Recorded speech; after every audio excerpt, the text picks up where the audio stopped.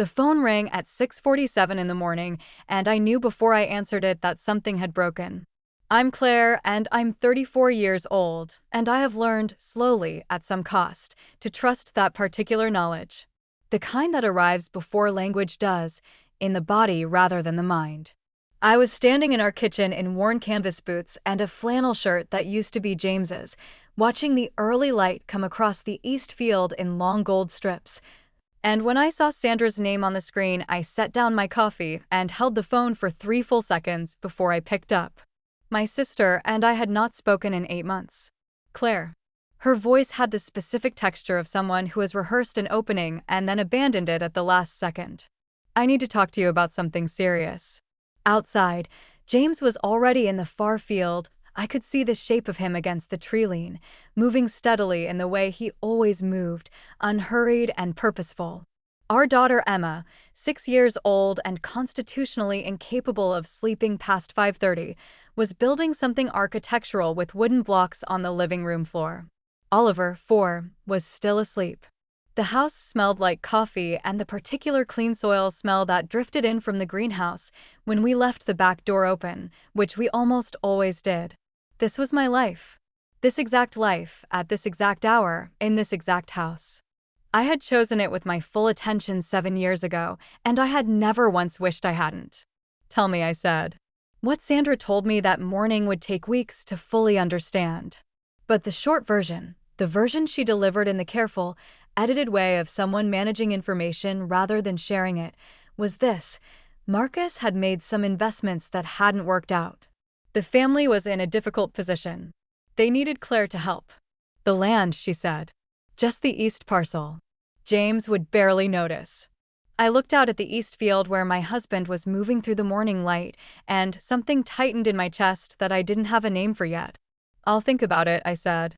I hung up and stood there for a long moment with the phone warm in my hand, and the coffee going cold on the counter, and Emma's blocks clicking quietly in the next room. I told myself it was a financial problem. That's what I called it internally, a financial problem, the kind that families navigate, the kind that passes. Looking back now, I understand that what Sandra described that morning wasn't a problem at all. It was the opening move of something that had been building for 7 years, and I walked right into it because I still, after everything, wanted to believe my family was capable of asking for help without a weapon in their hand. Let me establish something before I go further. I grew up in a world where success had a very specific shape. My mother, Margaret, had decided on that shape early and maintained it with considerable energy. The right schools, the right neighborhood, the right career, the right marriage. My father, Richard, reinforced it through silence, the particular silence of a man who has learned that agreement is cheaper than argument. By the time I graduated from university with a finance degree and walked into a position at a Wall Street investment firm, I was, by Margaret's accounting, exactly what I was supposed to be. I was 26 when I met James at a conference in upstate New York, not a financial conference, which is probably relevant. A sustainability conference that my firm had sent 3 junior analysts to as a gesture toward modernity. James was presenting a panel on regenerative agriculture, and he spoke about soil health with the same seriousness and precision that my colleagues reserved for quarterly earnings, and something in me went very still while I listened. We were married 14 months later. My mother did not come to the wedding. She sent a card, cream-colored, expensive, the kind you choose from a curated selection, with a note inside that said she hoped I knew what I was doing. My father came, briefly, and stood at the edge of everything with the expression of a man attending something he'd been told to attend, but hadn't been briefed on. Sandra came. She hugged me and said the farm was charming and spent most of the reception on her phone. That was 7 years ago. Since then, I had left Wall Street, learned to drive a tractor, co-built a direct-to-consumer organic operation that now supplied 4 regional grocery chains and a roster of restaurant clients that James managed with a quiet, methodical focus I had come to deeply respect. We had Emma. Then Oliver. We had a house that smelled like soil and wood smoke and whatever was growing in the greenhouse that week. And my family had, with impressive consistency, pretended that none of it was real. I kept inviting them. That's the detail I find hardest to sit with now. Year after year, harvest dinners, children's birthdays, holidays, I kept extending the invitation, and they kept declining or arriving and leaving early or making comments that landed like small, precise cuts.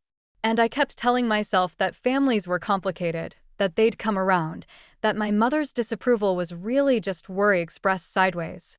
That was the first red flag I buried. Not the disapproval itself, that I could have lived with. It was the consistency of it. Margaret had never once, in 7 years, asked a genuine question about my life.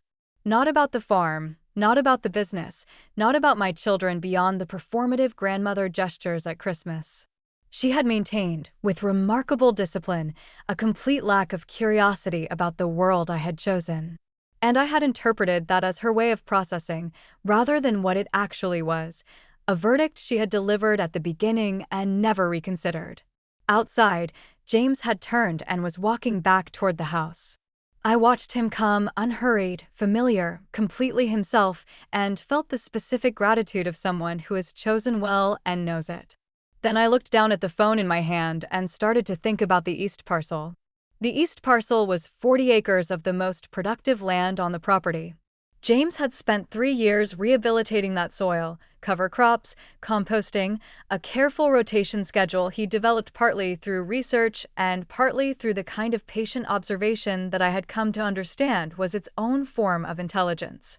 The east parcel was where we grew the heirloom tomatoes that had become, somewhat improbably, the item that food editors wrote about. It was where Emma had planted her first seedlings 2 springs ago, pressing them into the earth with complete seriousness while James crouched beside her and explained, in his unhurried way, what the roots would do next. It was not a parcel you sold. I told Sandra this when she called again 3 days later. I said it plainly and without apology, and there was a silence on her end that had a particular quality, not surprise, exactly, more like recalibration. "Claire," she said, "you don't understand how serious this is." "Then explain it to me," I said. "Specifically." Another pause. Marcus made some leveraged positions that moved against him. "He's dealing with the fallout." "How much?" She told me a number. I had spent 8 years in finance before I left, and, even so, the number took a moment to process. Not because it was abstract, but because of what it implied, the scale of the risk that had been taken, the confidence required to take it, the distance between that confidence and where they were now. "That's not a parcel of land problem," I said. "That's a restructuring problem." "Mother's retirement account was involved," Sandra said. And there it was. The real information, delivered after the framing, after the setup, after I'd had a chance to become accustomed to the lesser version of the story. I stood in our farm office, a converted room off the back of the house, walls covered in planting charts and delivery schedules, and felt something shift in my understanding of what this phone call actually was. "I'll need to think," I said. "There isn't much time." "There's enough time for me to think," I said, and ended the call. I didn't tell James immediately. I want to be honest about that, because it matters. I sat with it for 2 days, the information, the request, the number Sandra had given me, and I told myself I was processing, organizing, preparing to present it clearly. But the truth was something else. The truth was that I didn't know how to tell my husband that my family wanted to sell the piece of ground where our daughter had planted her first seeds, in order to cover the losses of a man who had never once spoken to James without a certain practiced condescension. I processed it alone, and that was a mistake I recognized even as I was making it. On the 3rd evening, after the children were in bed and the farm was quiet in the way it gets after dark, not silent, exactly, but settled, the particular hush of living things at rest, I sat down at the kitchen table where James was reviewing delivery manifests and told him everything. He listened without interrupting.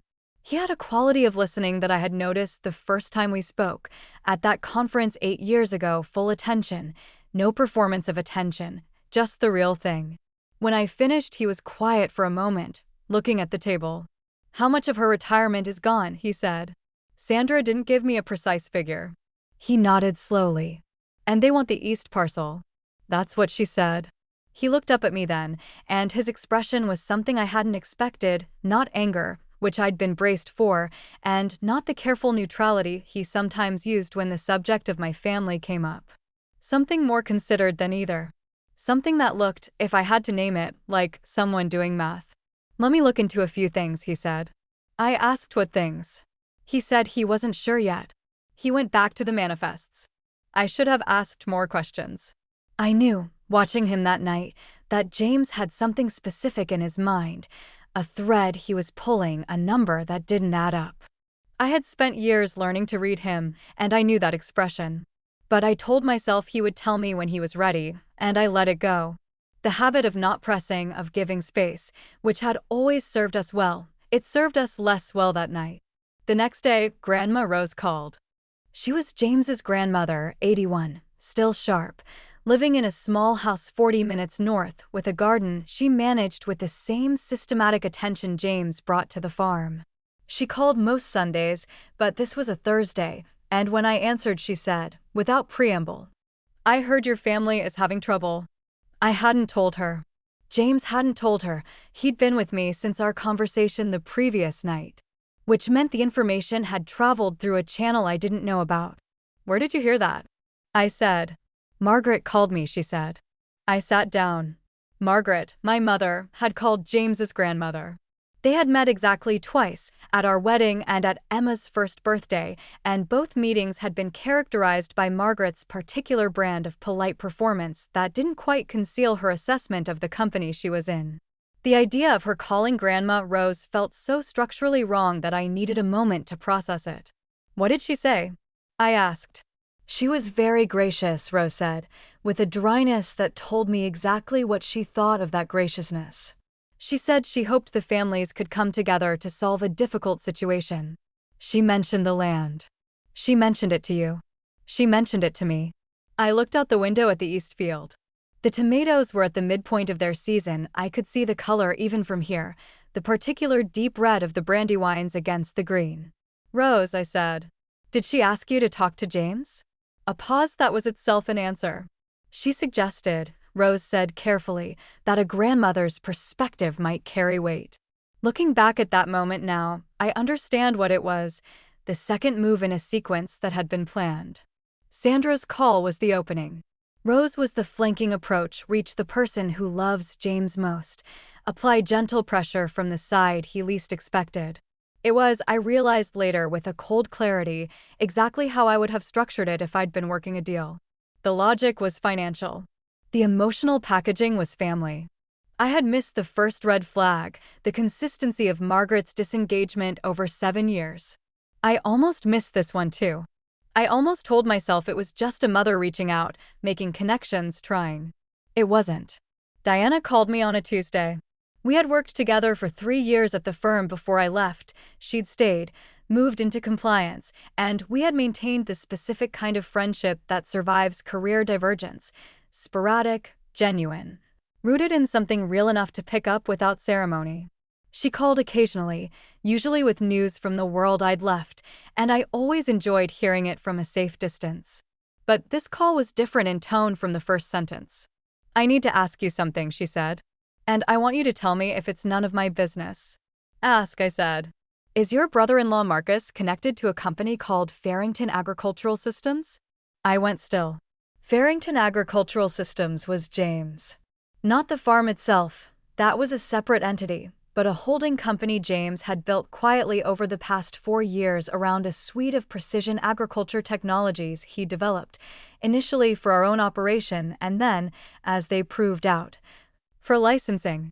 It had grown faster than either of us had fully anticipated. The last valuation had surprised even James. The company was not widely known outside agricultural technology circles. We had never publicized it, James's preference, and one I'd come to share. It was simply part of the architecture of our life, doing what it did, without needing to perform. Why are you asking? I said. Diana's voice shifted into the specific register of a compliance officer who is choosing her words with legal precision. I've been seeing some trading patterns around that company's private funding rounds. Some short positions that were established before certain news became public. I can't tell you more than that. But I wanted to ask whether Marcus had any connection. I looked at my hands on the kitchen table. Outside, Oliver was in the yard with James, crouched over something in the dirt, A beetle, probably, or a worm, something Oliver found fascinating and James always stopped to examine with him. "I don't know," I said. "I'm going to find out." After I hung up, I sat there for a long time. Something had broken open in my understanding. Not completely, I didn't have the full picture yet, not even close. But the shape of something was becoming visible, and it was worse than anything I'd considered. Sandra had called asking for money. Margaret had called Rose. And now Diana was asking about short positions around James's company. The East parcel wasn't a rescue. It was a transaction. And Marcus wasn't a man who had lost money on bad investments. He had bet against my husband. On purpose. I didn't go to James with this. Not yet. I went to our farm office and I sat down at my desk, the one with the planting charts and the delivery schedules and the framed photograph of Emma and Oliver in the East field last autumn, squinting into the light, and I opened my laptop and I started working. 8 years in finance leaves marks. You don't forget how to find things. I spent 4 hours that evening and most of the following day building a picture from publicly available information, regulatory filings, news items, financial databases I still had access to through a legacy subscription I'd never canceled. What I found was not complete. It was partial, fragmentary, requiring inference in several places. But the outline was clear enough.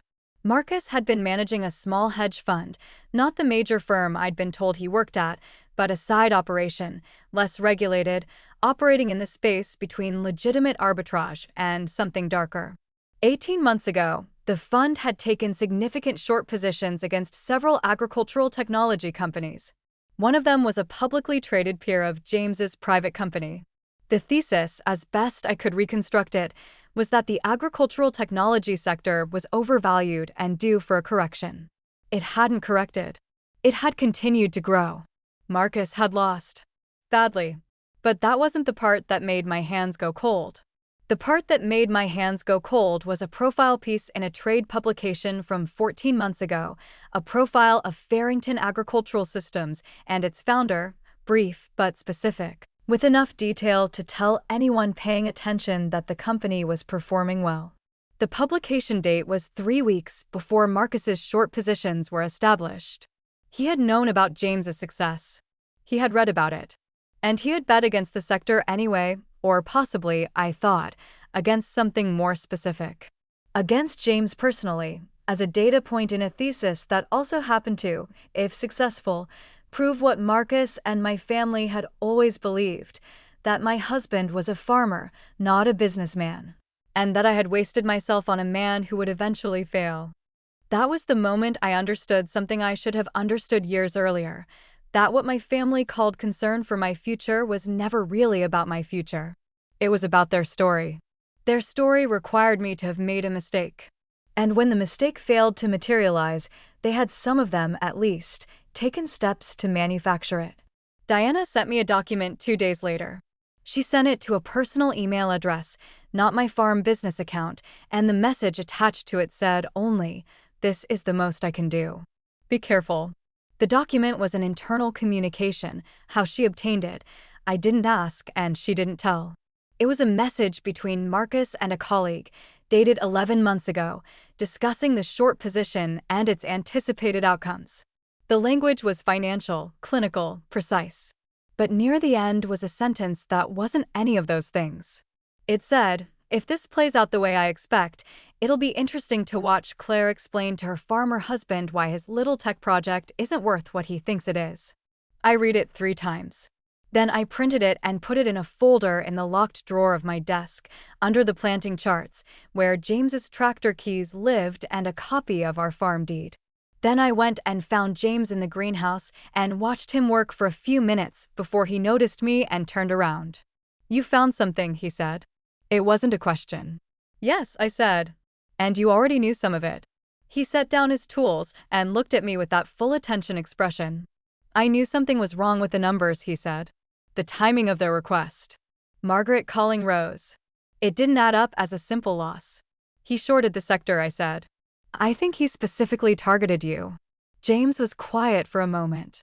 The greenhouse smelled like soil and growing things and the particular warmth of glass-trapped sunlight. Oliver's small boots were sitting by the door, caked with yesterday's mud. "What do you want to do?" James said. And that was the question, wasn't it?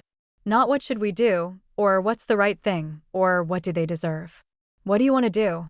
He asked me specifically because he understood, as he had always understood, that this was my family, my history, my wound to decide what to do with. I had spent 7 years watching him ask the right question in every situation. I still wasn't always sure I deserved it. What I wanted to do, I told James, was understand the complete picture before I decided anything. He agreed. He pulled up his own files. He had been doing his own research, it turned out, through channels more directly connected to his company's investor network, and we sat together at the kitchen table after the children were asleep and spread out what we each knew. It was more complete than I'd expected. And worse. Marcus had not simply taken short positions against the agricultural tech sector. He had, through a series of intermediaries, attempted to access information about Farrington Agricultural Systems' internal projections, not successfully, as far as James could determine, but the attempts had been made.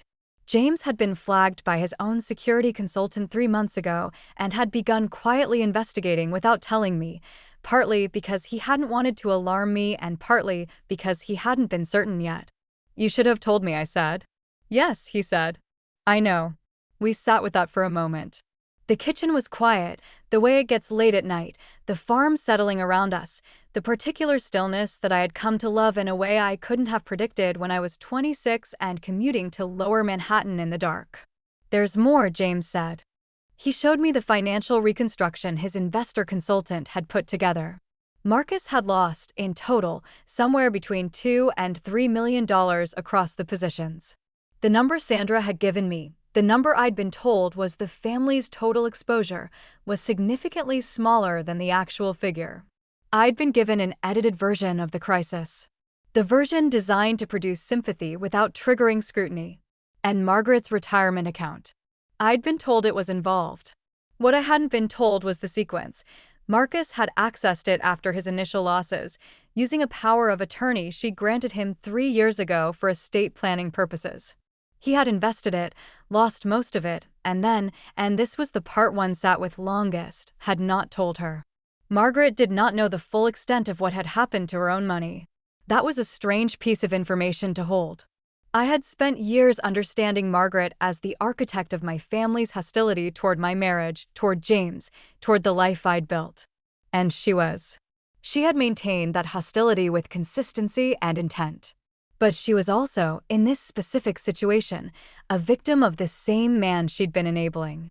She had given Marcus the authority, through years of treating him as an acceptable son-in-law, acceptable in all the ways James was not, all the financial industry credentials, the correct vocabulary, the right kind of ambition. And he had used it against her. I didn't feel satisfaction about that. I want to be clear about that. I had expected to feel something like vindication, the cold pleasure of watching a verdict reverse. I didn't. I felt something closer to exhaustion. Sandra called again on a Friday. She called in the early afternoon, while Emma was at school and Oliver was napping and James was in the far field running irrigation checks. I answered because I had decided to answer, because the best information comes from letting people continue to think their strategy is working. "I've been thinking about what you said," Sandra began. "About the restructuring problem. I think you're right that it's more complex than a land sale. But Mother is very scared, Claire. She's not sleeping. I've never seen her like this." I let her talk. She talked for several minutes, about Margaret's anxiety, about the family's embarrassment, about Derek's stress, and how difficult this had been for everyone. She didn't mention the actual figures. She didn't mention the power of attorney. She didn't mention the message Diana had sent me. "When's Mother's birthday party?" I said when she paused. A beat of surprise. 3 weeks. "Why?" "I'd like to come," I said. "James and I both would. It's been too long." Another pause, longer this time, with a different quality. Recalculation. She hadn't expected this. "Of course," she said, carefully. "We'd love that." After I hung up, I sat for a moment in the quiet of the farm office with the folder in the locked drawer and the planting charts on the wall and Oliver's small sounds from upstairs. Then I opened my laptop and began drafting a document, not a confrontation, not an accusation. A record. Complete, sourced, organized the way I used to organize due diligence packages back when I did that for a living. Every detail. Every figure. Every date. The internal message Diana had sent me, printed and in the drawer. The trading timeline. The power of attorney sequence. The discrepancy between the number Sandra had given me and the actual exposure. James found me at the desk at 9 that night, still working. "Margaret's birthday," he said. "Yes," I said. He leaned in the doorway and looked at what I'd assembled on the screen. He was quiet for a long time. "You know you don't have to do this publicly," he said. "I know," I said. "But I'm 34 years old and I've been quietly managing this family's contempt for 7 years, and I'd like, just once, to be in a room with all of them when the actual facts are present." He was quiet again. Then, "What time does it start?" I had spent years softening things, making myself smaller in that family's presence, choosing the careful word over the honest one, arriving at gatherings with the specific exhaustion of someone who has already decided, before walking in, to absorb whatever comes without reacting. I had called that maturity. I think now it was something else, a way of keeping a door open that should perhaps have been closed earlier, because closing it would have meant accepting a grief I wasn't ready for. The grief of accepting that your family's love for you is conditional on a version of you they invented. Margaret's birthday party was held at her house in the suburb where I'd grown up, a large colonial with a garden she maintained with the same image consciousness she brought to everything, and a dining room that seated 24 when the leaf was in. There were 31 guests when James and I arrived. I had dressed carefully, not in the way I used to dress for these occasions, the careful performance of someone trying to fit, but in the way I dressed for a meeting where I needed to be taken seriously. James wore the jacket I'd bought him 2 Christmases ago that he rarely took out of the closet, and he looked, as he always did when he bothered, quietly formidable. Margaret met us at the door. She was in her early 60s, impeccably turned out, and when she saw us her expression moved through several things quickly before settling on a warmth that was mostly surface. "Claire," she said. "I'm so glad you came." "Happy birthday," I said, and kissed her cheek, and went inside. The party had the texture of a gathering where most of the guests knew something was wrong but hadn't been told what. The conversation had that slightly elevated quality, too bright, too careful, and I could feel, as I moved through the room, the way people tracked James and me with peripheral attention. Marcus was at the bar with 2 men I didn't know. When he saw me, he smiled, the confident smile of a man who believes the meeting is going his way. He hadn't adjusted for the possibility that I had done homework. Sandra found me near the window and touched my arm. "Thank you for coming," she said quietly. It means everything to her. "I wanted to be here," I said. Which was true, just not in the way she meant. It happened in the way these things happen when they've been carefully prepared, not dramatically, not with raised voices, but with the specific gravity of information entering a room and changing its pressure. Richard, my father, had gathered the immediate family in the sitting room after dinner, with several of the closer family friends still present. It was Margaret's arrangement, I realized, a semi-public setting, witnesses to whatever Mabel and James agreed to, a social contract that would make refusal harder. This too was a move I recognized. "We wanted to have a conversation," Richard said, in the careful tone of a man reading from a script he'd been given, "about the situation and about how the family might come together." I let him finish. I let Marcus add something about market volatility and difficult conditions that were beyond anyone's control. I let Sandra say something about family bonds and what they mean in difficult times. Then I opened the folder I'd brought and set it on the coffee table. "I want to share some information," I said, "because I think there are people in this room who don't have the complete picture, and I think they deserve it." Margaret's eyes went to the folder. Something moved across her face. I walked through it in order. The trading timeline, when the short positions were established, what information was available before they were made, what the documented intent was. I read the line from Diana's document, "It'll be interesting to watch Claire explain to her farmer husband why his little tech project isn't worth what he thinks it is," without editorializing, just reading it as a factual item in a sequence of factual items.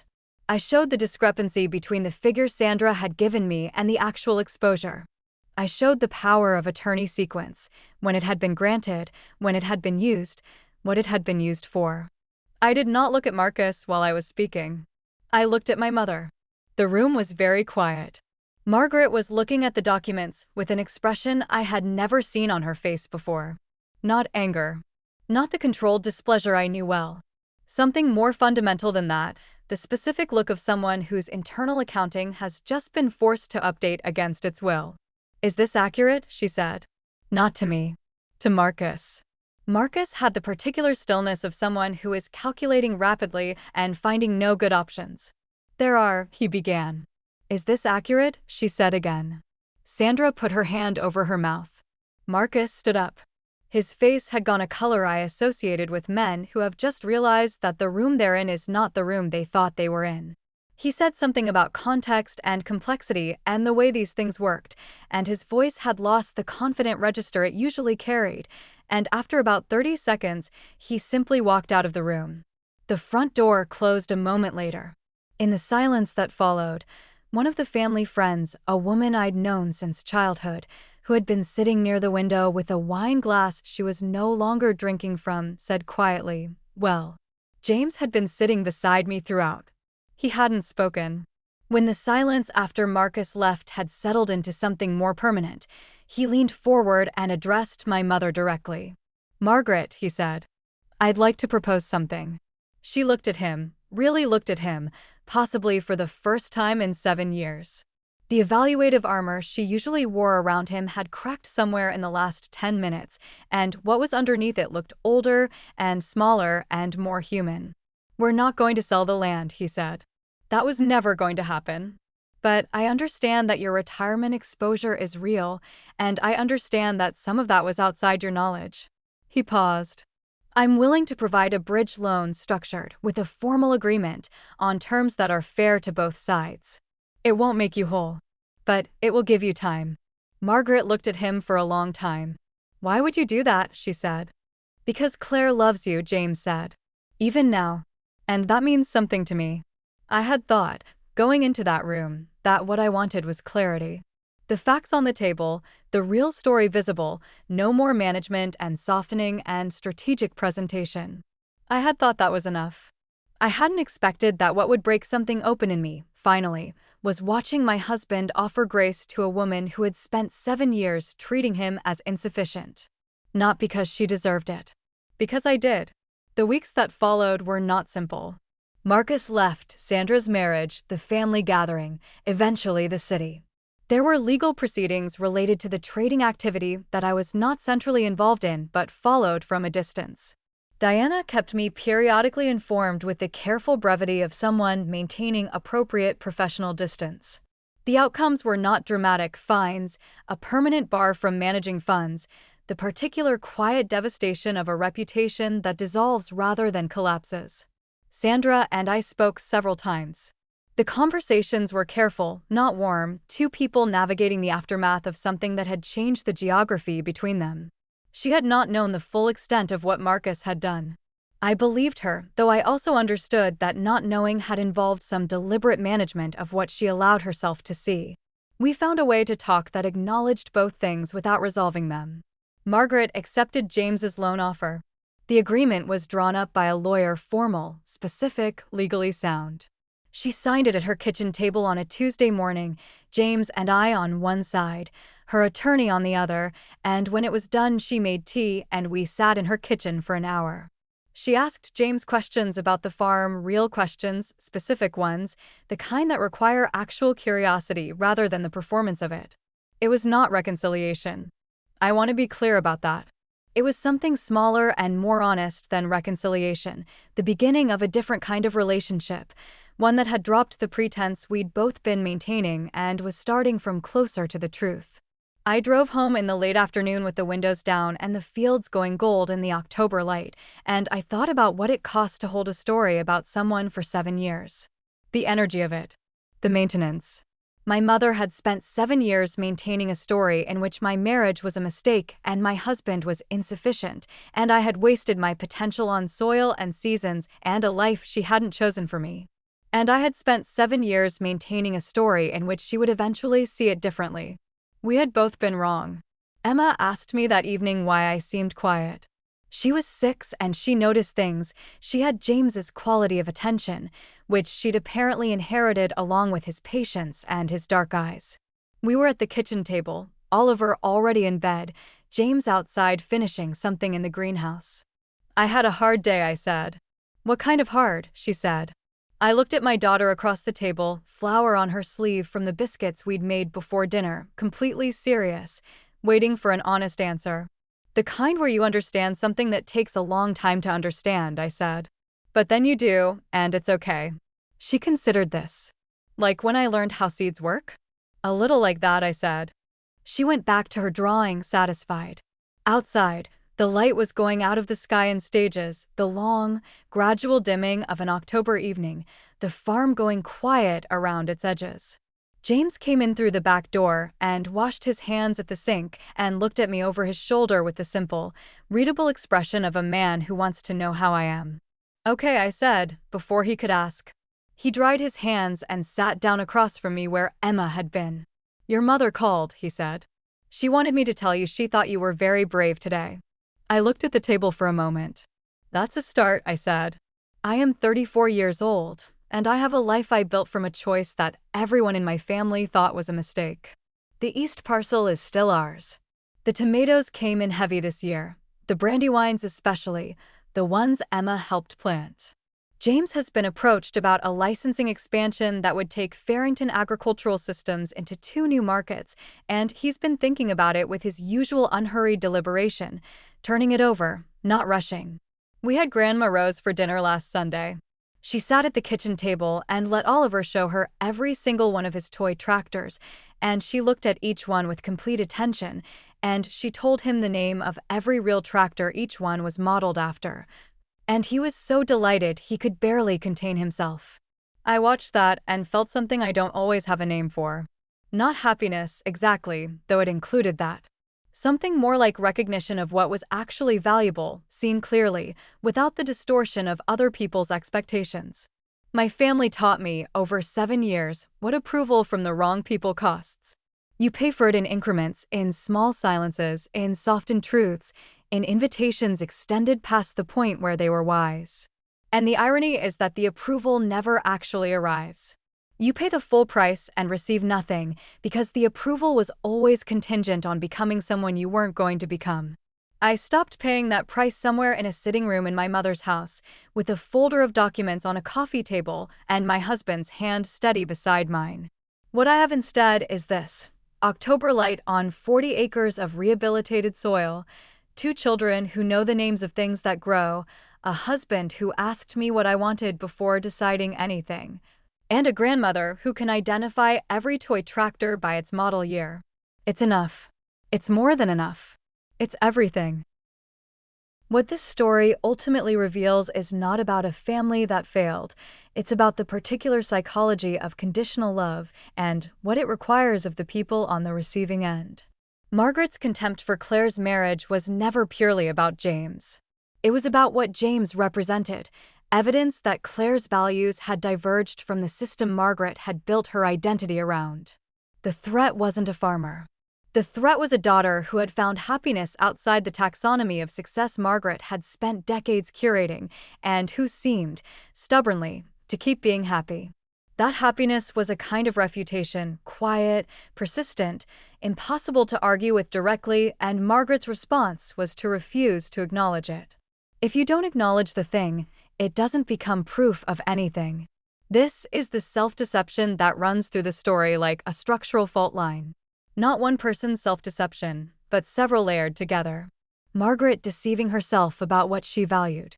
Marcus deceiving himself and Sandra about the nature of his financial position. Sandra deceiving herself about what she was enabling by managing information rather than confronting it. And Claire, for 7 years, deceiving herself about what her family's sustained coldness actually meant. She had a word for it, complicated, that functioned as a container for something she wasn't ready to name. The financial crisis cracked all of it open simultaneously, which is why the confrontation felt inevitable once it arrived. It wasn't one revelation. It was the convergence of several deceptions reaching their natural endpoint at the same moment. What Marcus did, shorting a sector specifically to validate a narrative about his brother-in-law's inadequacy, and doing it partly with his mother-in-law's money without her knowledge, is worth examining as a behavioral extreme that illuminates something more ordinary. He needed Claire to have been wrong. Her success and James's success was a persistent challenge to a worldview he shared with the family he'd married into. And rather than revising the worldview, he had tried to revise the evidence. That is not unusual behavior, psychologically. It is the behavior of someone whose self-worth has been built on a comparison rather than on something internal, who cannot tolerate the comparison going the wrong way. The detail that carries the most psychological weight, in retrospect, is James's offer of the bridge loan. It was not generosity in the conventional sense, it was a different kind of intelligence. He understood that Margaret was not simply a hostile woman who deserved consequences. She was someone who had made a series of choices over many years based on a framework that had just been publicly demolished, and she was standing in the rubble of it at 60-something, and the loan was a way of saying, "We're not interested in your suffering. We're interested in a different kind of relationship, if that's possible." Whether it was possible remained, at the end, genuinely open. What had shifted was not the relationship but its foundation. The pretenses had been cleared away, and what was left was something closer to honesty. Whether honesty could grow into something warmer was a question the story wisely doesn't answer. Some doors don't close completely. They just stop pretending to be something other than what they are. Claire's arc, from a woman who kept extending invitations past the point of wisdom to a woman who sat calmly in a room with documented truth, is the story of someone reclaiming authorship of her own life. She had spent years as a supporting character in her family's narrative about her. The documents on the coffee table were not an act of revenge. They were an act of authorship. This is what actually happened. This is the real story. And I'm the one telling it now. What stays with me, thinking about Claire's story, is how much energy she spent on a door that was never really open. 7 years of invitations. 7 years of arriving at gatherings ready to absorb whatever came, calling it patience, calling it family loyalty, calling it the complicated work of love. And underneath all of it, the hope that someone who had decided not to see her would eventually look. I think most of us know that hope. The specific, expensive hope of wanting to be recognized by exactly the person who has chosen not to recognize you. It's not weakness. It's something very human. The need to have the people who shaped you eventually confirm that who you became was worth becoming. The question this story leaves me with is quieter than the confrontation at the party. What would Claire's 7 years have felt like if she'd stopped waiting for that confirmation earlier? Not bitterly, not with the door slammed. Just with her hands free. She found out, eventually, that she didn't need it. She'd been right all along.